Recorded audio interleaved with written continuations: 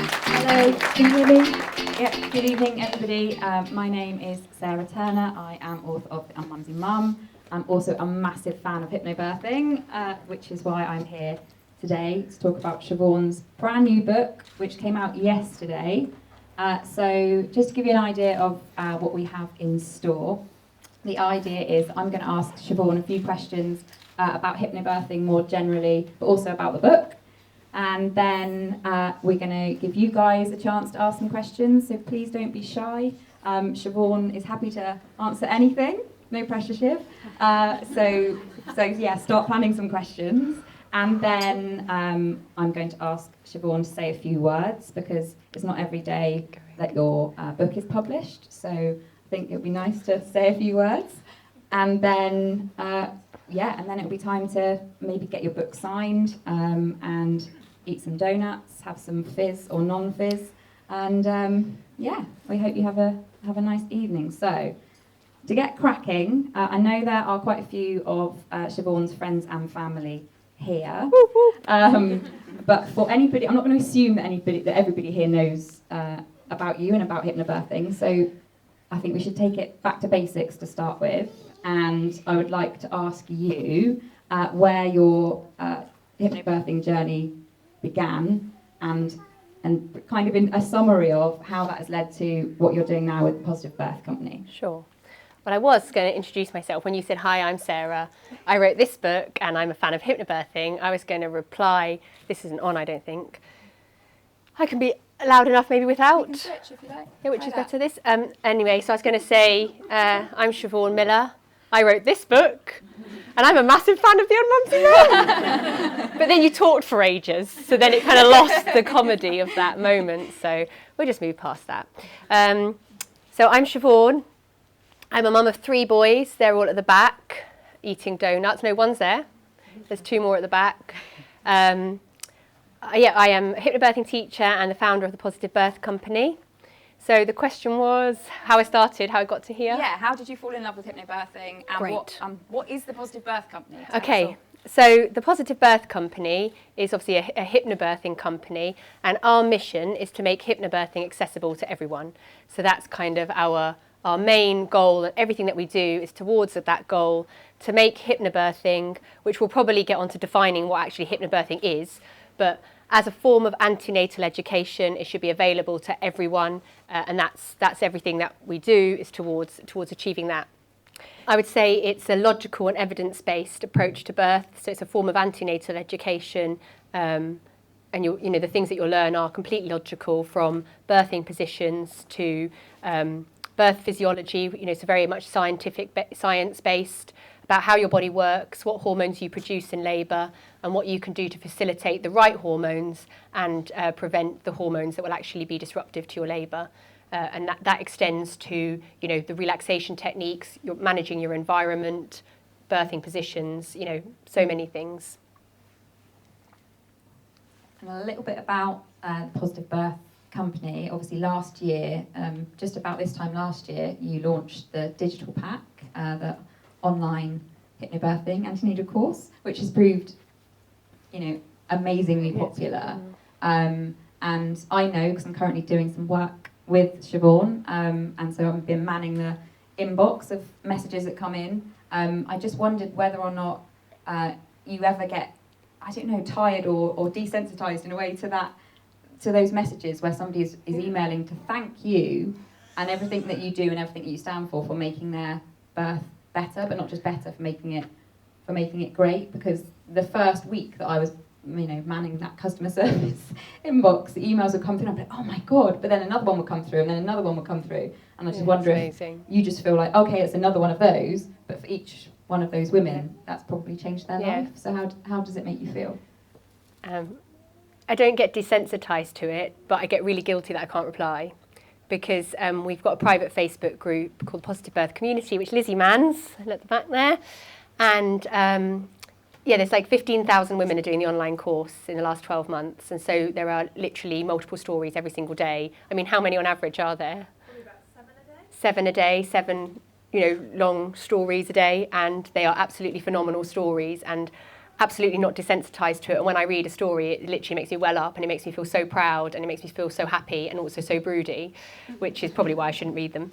But it's the fact that I just can't keep up with them, to be able to respond in a way that I wish I could to all of the people that post in that private community, all of the people that DM on Instagram, all of the people that send on Facebook, direct message as well, people who email into the customer service. It's a phenomenal amount of incredible stories every single day, and I just wish that I had more time personally to go back to every single person and give them the response I feel that they are owed. And that's the thing, I feel guilty, but I don't feel desensitized to it, because every story that I do manage to read, it like gives me goosebumps. It gives me goosebumps even talking about it, because I know how amazing birth can be, and when I know that someone else has experienced that, I've got goosebumps now. It's the most amazing feeling. So absolutely not desensitized to it.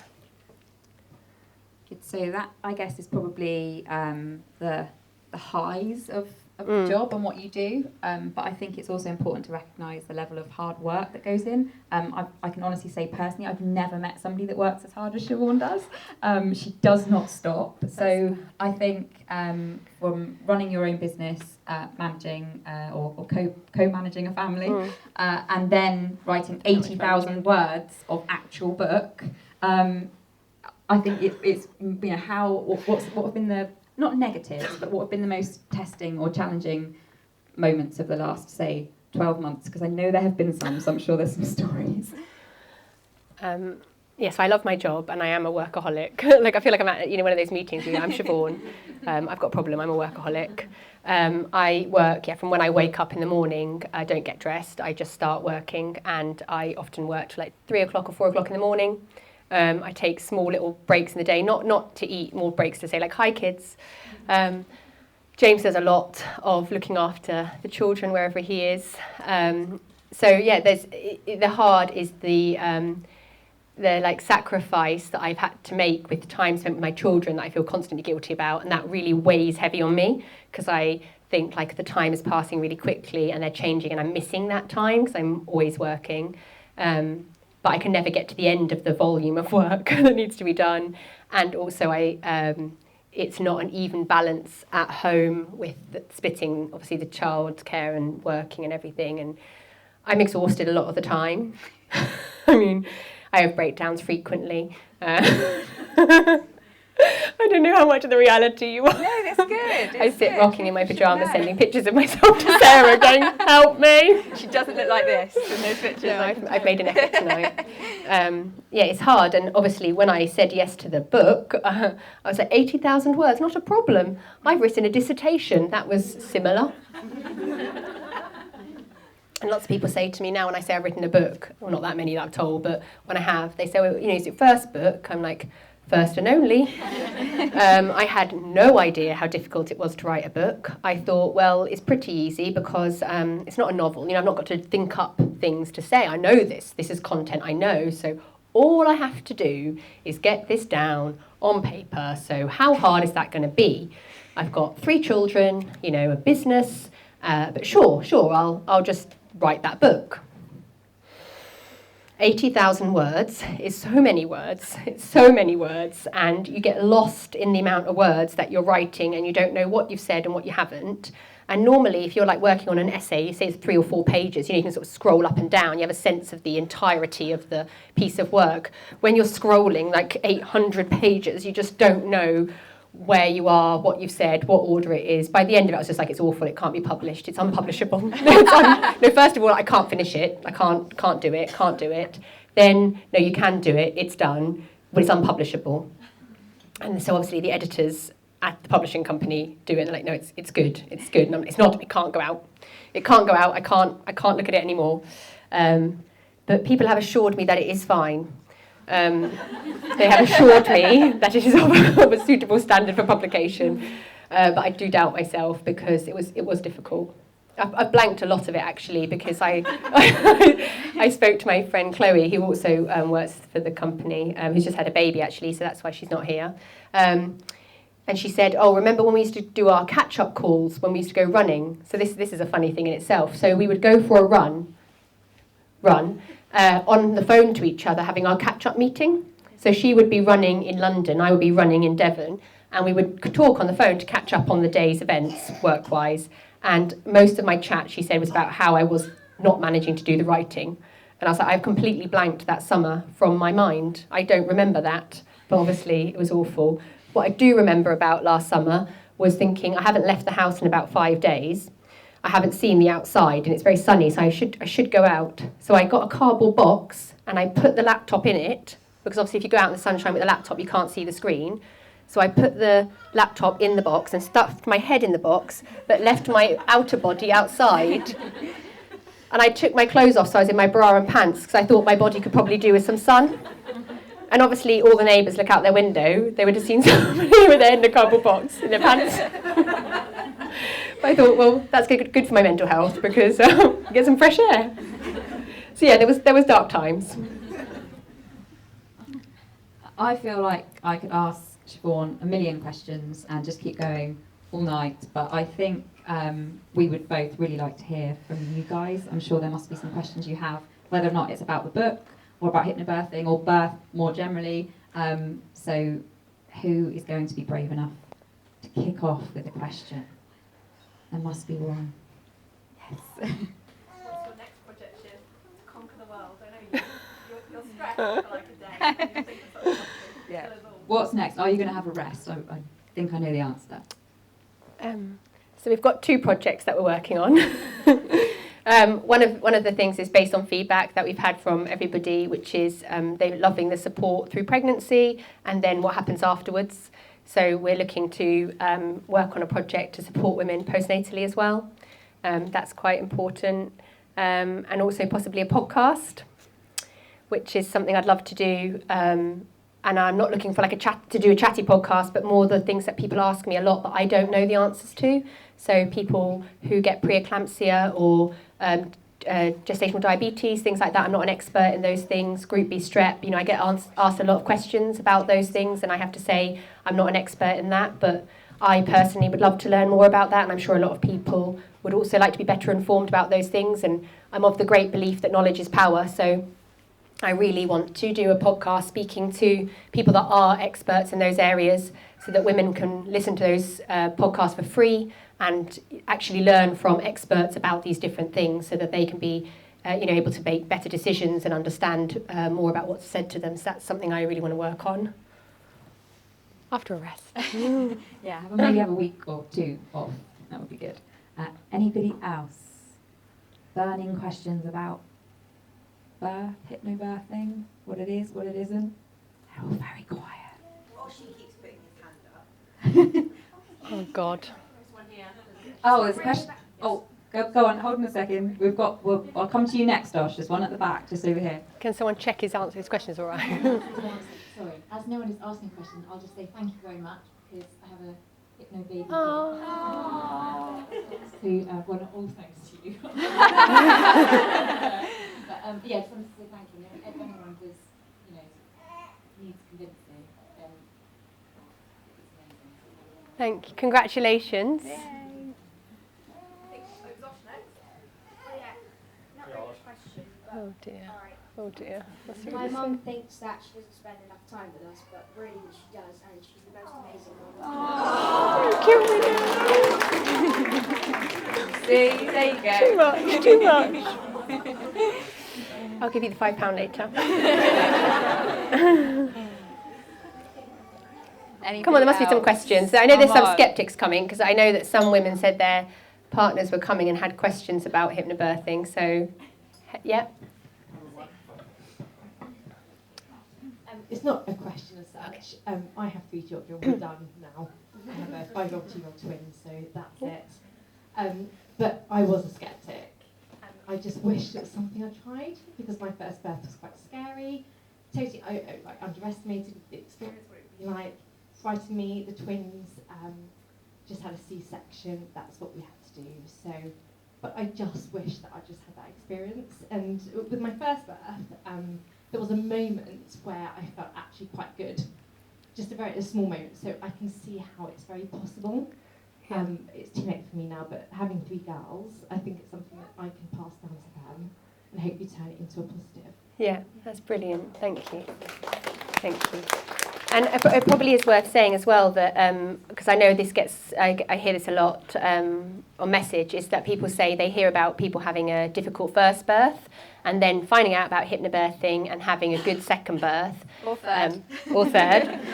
And that, so first-time mums often feel a bit nervous thinking that, well, I hear that kind of narrative a lot.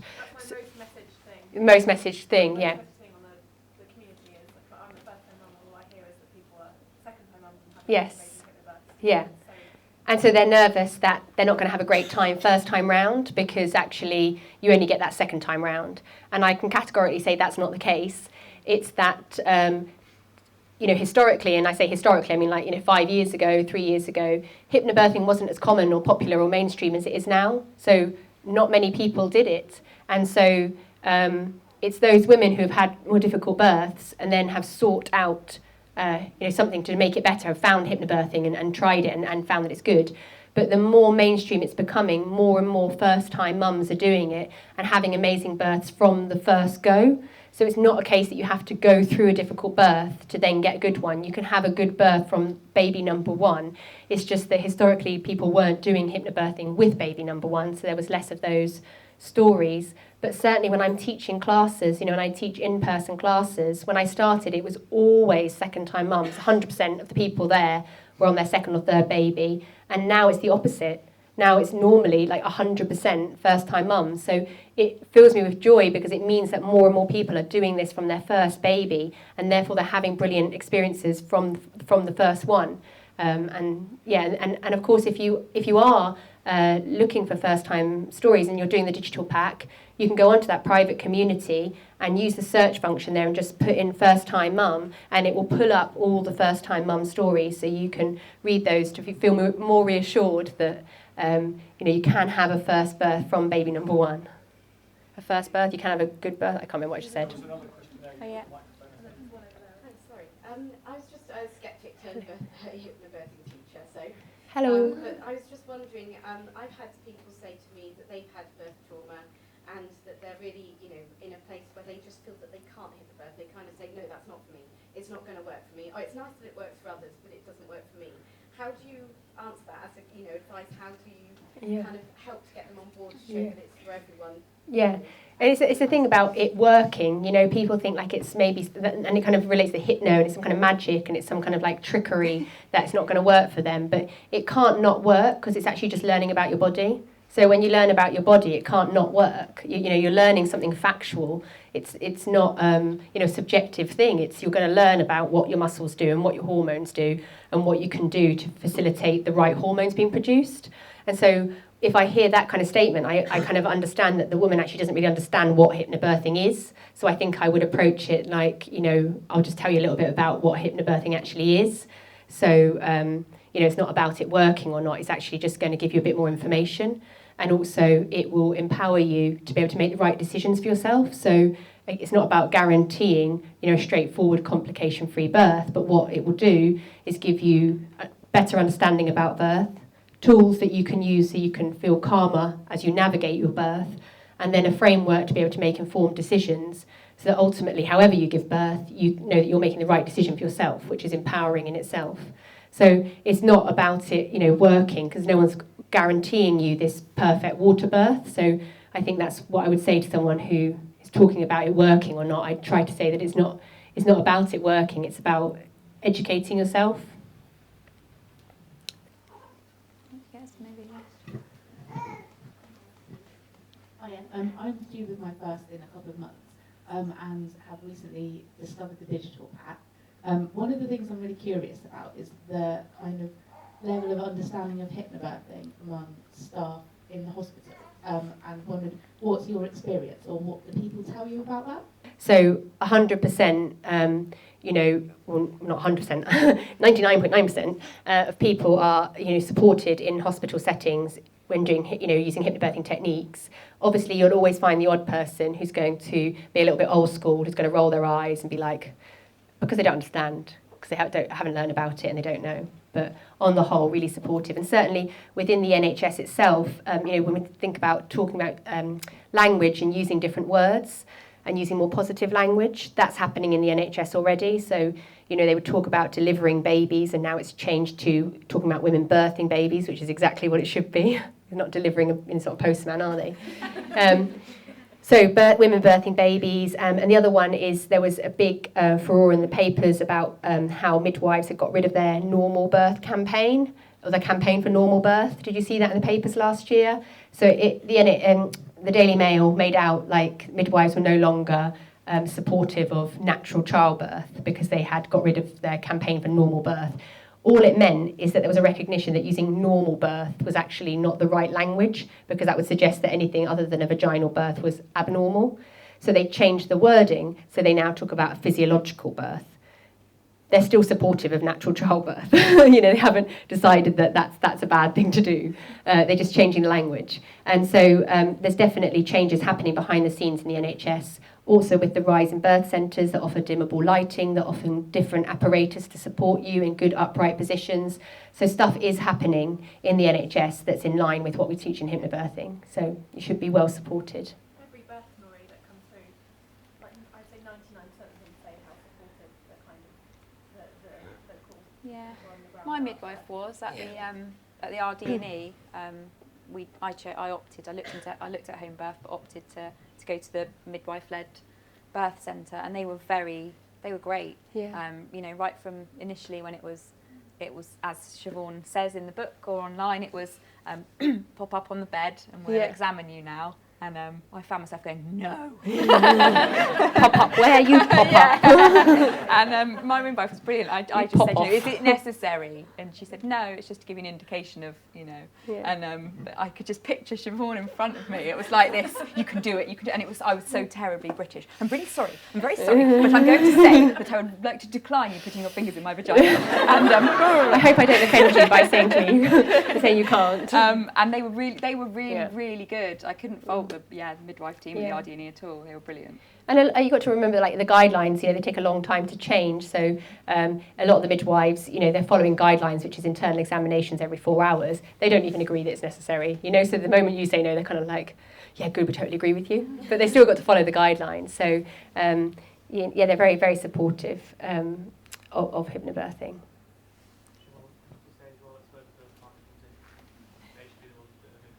Birth partner. Oh yeah, so hypnobirthing is geared towards birth partners as well, not just mothers. And so we try to empower birth partners as well to take on that role, that they're going to stand up and advocate for the woman, which is a really important part of it. So yeah.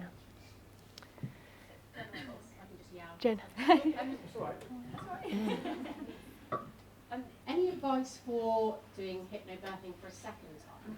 Because I have done it once and it was great and fantastic, but it's almost like I'm worried now that this time won't be as good.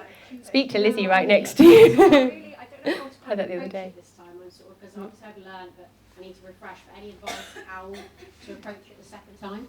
So that's a really common one as well. So I talked about, first-time mums hearing the story of second-time mums having had a bad birth and then having a good birth and then them worrying that they're not going to get a first-time birth that's good. The flip side of it is first-time mums having amazing births and then worrying that they got lucky and they can't replicate it. And that's really common, that women are scared second time round, going, well, I had this really amazing first birth and I'm not going to get it again. So the digital pack, for example, is really good for a refresh, because it's all, for those that don't know, it's all online videos. So it's worth watching them, as a second time mum, even if you have done a hypnobirthing course privately, watching through the videos. And even if you feel that, say your first birth was not very long ago, so you think, I don't need to do the entire course, at least you can just watch the videos that you want to refresh. But it is worth refreshing, just to sort of get yourself into the mindset as well, because when you're second time round, you've got a child already, the time is limited. Sometimes you forget that you're having another baby because your life is so busy, especially if you're juggling work and another child and you've got this other one coming. So taking some time out, ideally with your partner, if you've got one, to go through the digital pack together and sort of, not just learning, but also actually mentally getting into the headspace that you're going to be having another baby. And then obviously doing the practice, start with the MP3s, like listening to them in the night time, building that, relaxation practice into your day-to-day as you get closer. Spray.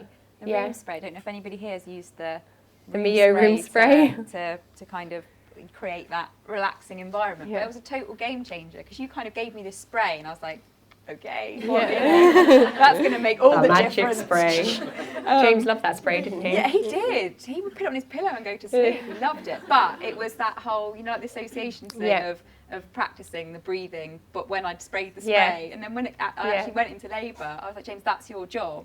And he was there in the room, like, hang on a minute, and the smell immediately relaxed me. Exactly. It reminded me of smell having is been so relaxed evocative, at home. particularly out the senses. But the more things that you build positive associations with for relaxation, whether it's audio with the MP3s, it's visual, it's touch, it's smells, you've just got more tools in your toolkit. All of those things are things you can use when it comes to labour that you've practiced with, that you associate with relaxation. And smell in particular is a particular one that if you've done your relaxation practice with lavender or the Mio room spray, whatever it is, if you then use that same smell in labour, it's going to take you straight back to that relaxed place where you felt safe and at home, and really calm, and hopefully you'll be able to transport yourself back to that same feeling.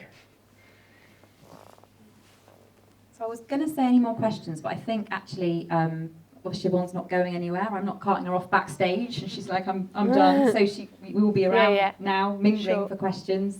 So come and say hi and ask any questions you have there. And please have more drinks and make sure that everybody's had a donut, which are amazing, because they are there to be eaten, not just to. Otherwise, I've got to eat them all. Yeah. And in terms of Siobhan's book, you can purchase a copy of the book on the floor downstairs or on the floor downstairs again. And if you do purchase a copy, you will get it with a Positive Birth Company tote bag and a little pack of positivity affirmation cards as well. So, bargain.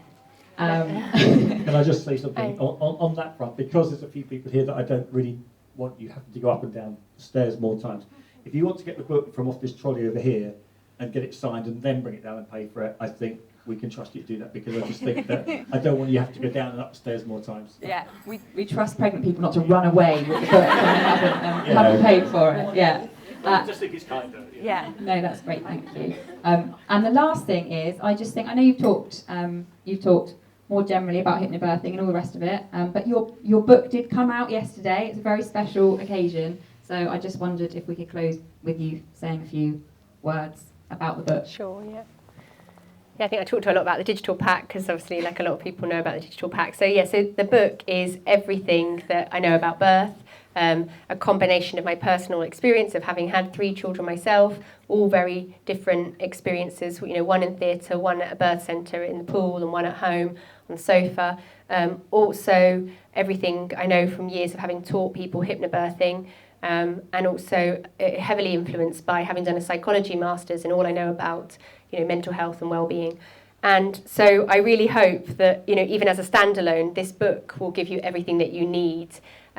It was never, one thing I was really set on when I started was it's not meant to be a book about what hypnobirthing is. So you can, read it to find out what hypnobirthing is, and then you're like, right, well, okay, I want to learn about hypnobirthing now. It is, a fully comprehensive guide to hypnobirthing, everything that you'd need to know. And I genuinely think that if you read that book, you will feel better in your pregnancy and about your birth, because it covers all types of birth.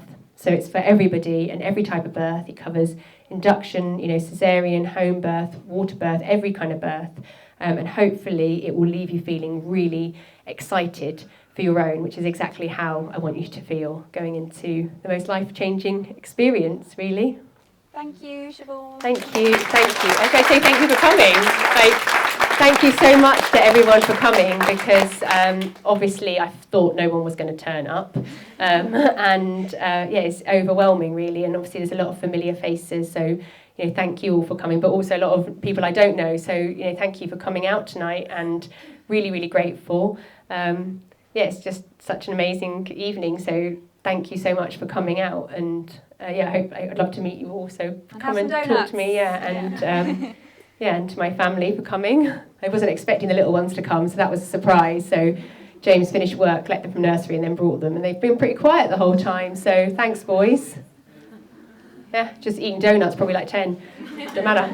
And Oshin, my biggest champion, came here, set up the chairs, helped, I think. But Thanks yeah, on behalf of Waterstones for that as thank well. you. Thank you, everyone. Thank you.